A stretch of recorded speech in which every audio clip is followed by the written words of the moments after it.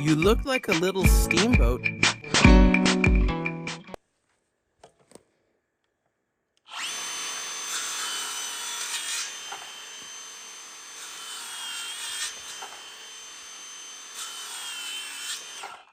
I have another tool here, Hilti, to show you. It's this cordless circular saw which has a blade diameter of 6.5 inches.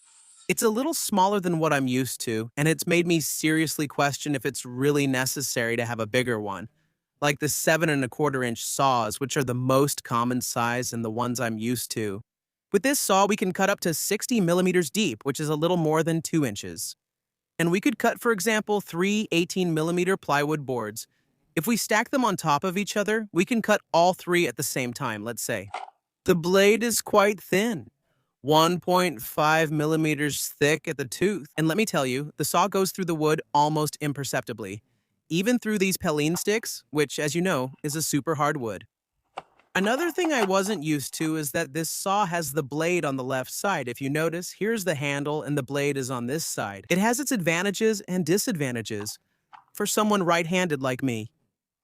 When cutting near the edge of a board, we have less stability because the base has less support. I'm still not used to that. I'm used to holding the speed square with my left hand and cutting with my right hand with this saw. The truth is, that's not so easy, since we'd have to, so to speak, cross our hands to make that cut.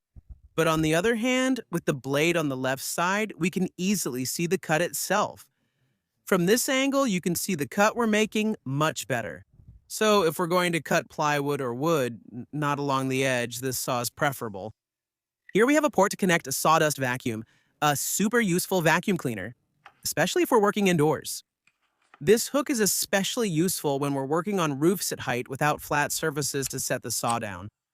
We have three preset angles for cutting: 22.5, 45, and 53 degrees.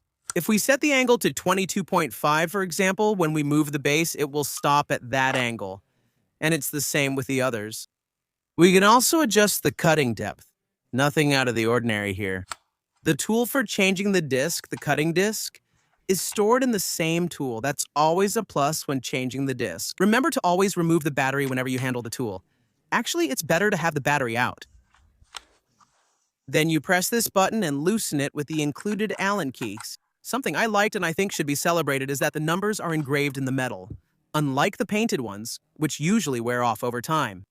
These marks on the side are super useful as they show us when the blade will come into contact with the wood. When the edge of the board reaches 0, that's when the blade touches the wood. This is as long as we have the depth set to the maximum. This way, we can also check how much progress we're making in a cut. It's useful and the attention to detail is appreciated. If for some reason the saw loses the 90-degree angle when we're at the 0 position, down here we have a screw to adjust that angle. This is adjusted with this Allen key, and you can check that angle by placing a square on the base of the saw itself, or by checking the angle on the cut piece. I prefer the second option, checking the wood, since it's more practical to see the result directly. Then make the necessary adjustments. With this 5Ah battery, this saw works really well. It doesn't feel too light or too heavy. The weight is fine, although it's a bit more on the heavy side than the light side. It feels quite sturdy and a bit heavier than other saws of the same diameter that I've tried. By far, what caught my attention the most is how easily this saw cuts. I suspect it's because the blade is thinner, but it really takes very little effort to go through the wood. Here I'm doing a couple of tests making rip cuts, that is, along the grain with the circular saw. These are some dry Peline sticks, and you can see that the saw goes through them without any problem. How does the sawdust shoot out the back like it's being fired? It's a solid saw. Honestly, I'm not used to this kind of power.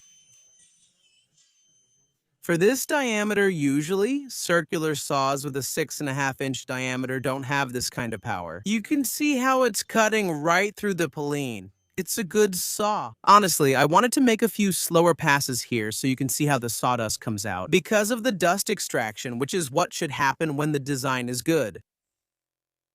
I hope you liked this review. Let me know in the comments, what did you think of this tool? Sending you all a hug, take care, and I'll see you soon in the next video. Bye-bye.